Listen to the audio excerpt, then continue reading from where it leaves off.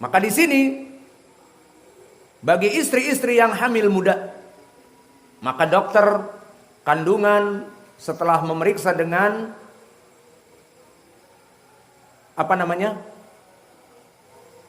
USG, ultrasonografi, dan disebutkan bahwa ada janin. Kemudian dibilang kepada sang suami, awas, hati-hati, ada janin. Jangan terlalu banyak main-main, lompat tali, nanti yang janin ini akan jatuh. Dan itu waqi'. Dari sperma yang masuk, jika hamil muda, ada zat yang mana dia itu bisa menjatuhkan janin. Maka berapa banyak bapak-bapak yang ingin anak, namun dia tidak sabar karena mungkin tidak poligami, apa adanya, yang ada yaitulah dipakai. Akhirnya lompat tali dengan istrinya yang hanya satu, akhirnya keguguran. Dan ini waqi'. Dan di ilmu kedokteran, dari jenis beberapa mani yang kuat, dia akan mematikan janin yang masih kecil, yang berusia di bawah 2 bulan, 3 bulan. Maka oleh sebab itu, bagi suami bertanggung jawab. Jangan asal lompat tali, asal senang. Tetapi dia perhatikan istrinya. Hamil 2 bulan dan istrinya mengidamkan anak dari dulu. Please, menggunakan cara azl. Dan permasalahan azl dengan menumpahkan air, tidak di ember tetapi di lantai, maka itu kita pakai kiasan-kiasan karena banyak anak-anak. Maka itu adalah perkara yang halal. Seperti hadis yang muttafaqun alaih dari Jabir bin Abdullah, kunna na'zilu fi zamani Rasulillah sallallahu alaihi wa ala alihi wasallam wal Qur'an tanzilu. Bahwa kami dulu melaksanakan azl. Di saat klimaks maka ditumpahkan ke lantai, tidak ke ember. Maka di sini hukumnya halal. Karena Nabi masih hidup dan Nabi mengetahui perkara ini. Bukan hanya satu orang sahabi yang melaksanakan demikian, banyak.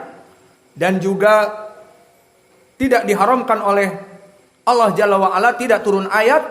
Maka hukmu al-azl, hukumnya adalah halal.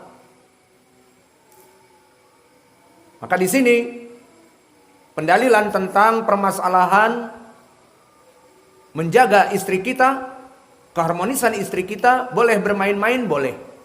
Namun please jangan dimasukkan ke ember, nanti janinnya akan rusak. Dari kecintaan seorang suami kepada istrinya, diberikan tetap haknya. Karena dia menginginkan juga. Berikan haknya. Tapi please, meskipun susah bagi kita dan tidak terbiasa, karena kecintaan kita kepada istri kita, tidak ditumpahkan ke ember. Dan itu sulit bagi orang-orang yang tidak terbiasa. Di saat mau dikeluarkan ke lantai, tidak jadi. Dimasukkan lagi ke ember. Mau dikeluarkan ke lantai, tidak jadi, tidak terbiasa. Itu pekerjaan yang sulit, bukan mudah. Maka sabar untuk istrinya tercinta agar kandungannya tidak jatuh. Maka dari usrah az-zawjiyah, keharmonisan suami kepada istrinya, berpikir jernih. Jangan asal tembak sehingga bisa jatuh kandungannya, keguguran. Maka rasa cinta kita kepada istri tidak sembarangan asal bidik. Tetapi lihatlah apa yang akan terjadi jika air sperma itu masuk kepada rahim, akan merusak dari janin, maka boleh untuk keluar.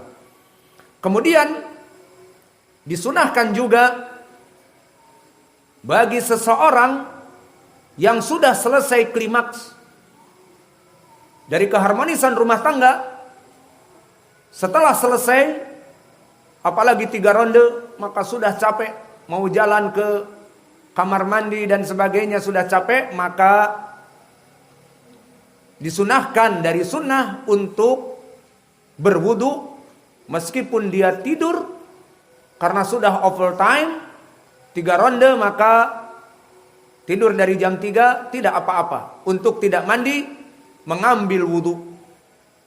Maka ini adalah dari sunnah.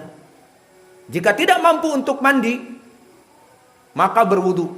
Berbeda dengan permasalahan yang lalu. Permasalahan yang lalu, untuk menyela di antara beberapa ronde, lebih baik berwudu untuk menguatkan. Kalau di sini sudah selesai, sudah 3 ronde, maka ingin mandi, namun tanggung dan sebagainya, apalagi dingin, cuacanya hujan, maka tidak apa-apa untuk tidur.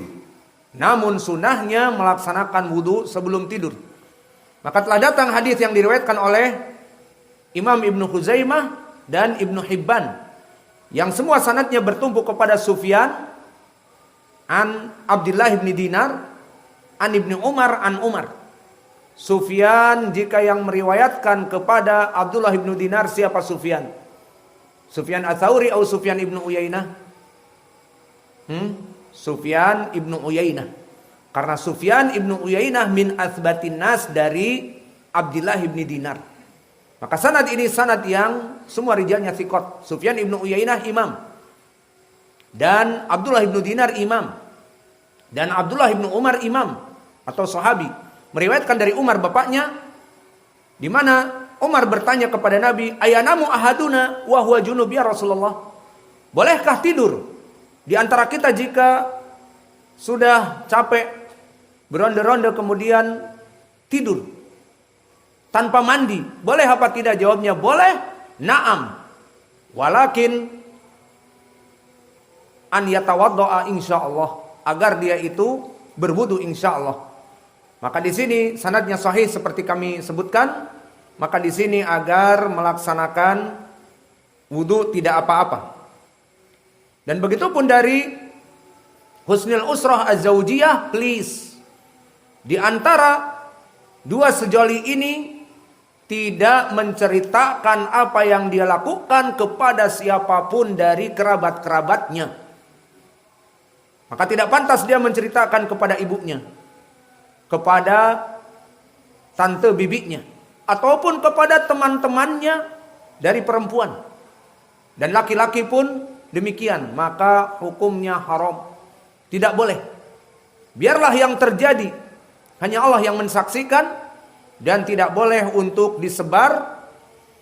Karena telah datang hadis diriwayatkan oleh Imam Muslim dari Abi Sa'idin Al-Khudri, di mana Nabi Muhammad SAW bersabda, "Inna min a'zami al-amanah indallah yaumal qiyamah ar-rajulu yuqdi ila imra'atihi wa tuqdi ilaihi summa yanshuru syarrihima." Maka dari perkara di hari kiamat yang mana seseorang dalam keadaan tidak mempunyai amanah, di mana mereka menyembunyikan apa yang terjadi di malam itu bersama suaminya, disebutkan kepada teman-temannya, teman arisan, teman ngerumpi, semalam aku begini dan begitu. Maka membuat malu suaminya. Maka ini perkara yang haram. Tidak boleh. Maka dari husnul usrah az-zaujiyah, para perempuan tidak menceritakan apa yang terjadi di kamarnya antara dia dengan suaminya. Masih banyak perkara. Berapa menit lagi? Adzan, sebentar lagi. Berapa menit lagi?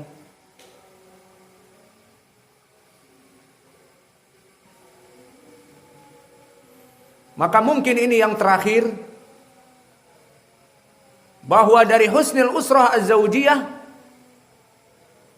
di saat berhubungan intim, please jangan ada perasaan malu, yang mana seorang istri membukakan apa yang dihalalkan kepada suaminya, semuanya tidak ada yang tersisa satu benang pun. Satu benang tidak ada yang tersisa. Maka semua diberikan oleh suaminya, seperti di dalam surat Yusuf, ya haytalak, semua untukmu. Maka di sana dari husnul usrah antara dua pasangan, begitupun jika laki-laki diminta oleh istrinya, buka imamahmu. Imamah, nggak ada hubungannya imamah. Pokoknya buka. Aku ingin melihat gundulmu. Kepalamu yang botak, ya dibuka. Imamah nggak ada hubungannya. Atau buka kacamatamu. Kenapa? Apa hubungannya kacamata? Pokoknya dibuka. Kalau kamu memakai kacamata seperti profesor. Kita tidak ingin profesor. Kita ingin anak jalanan. Street fighter. Profesor lemah. Oke. Buka. Maka apa yang istrinya inginkan dan kita inginkan, maka dibuka semua sampai tidak ada selembar benang pun. Mana dalilnya? Dalilnya bi'adami dalil, karena di sana ada hadis yang dipakai oleh para badu, seperti badu-badu dimanapun. Maka di saat mereka berhubungan menggunakan pakaian ketat, pakaian dinas, apalagi pakaian dapur, sudah bau bawang, bau daging, pakaian khusus seperti pakaian dinas. Mau kemana? Mau ketemu suamiku. Itu pakaiannya, ini pakaian dinas. Tidak boleh ada yang satu kancing pun terbuka. Maka itu adalah perkara yang bukan dari sunnah.